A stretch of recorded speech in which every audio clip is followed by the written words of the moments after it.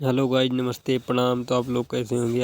आशा करता हूँ आप लोग अच्छे होंगे, स्वस्थ होंगे, मस्त होंगे। तो गाइज इसमें चट्टा बनने जा रहा है। देखो कैसे बनता है। कपड़ा धुलने के लिए बहुत अच्छा रहता है। तो देखो मिस्त्री आए, कुछ रखें तसला में, उसके बाद वही बनाएंगे। देखो ओ भाई, इसमें क्या है? सीमेंट है।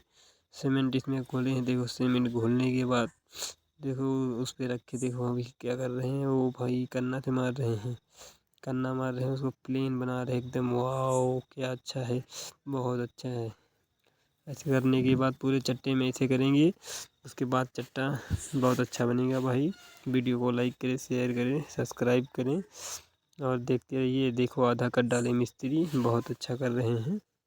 इसके बाद इस पर कपड़ा धुलो, आराम से नहाओ धो, मस्त। कुछ नहीं लगेगा, एकदम बढ़िया प्लेन है, कुछ मिट्टी वगैरह नहीं लगेगा, एकदम साफ़ है।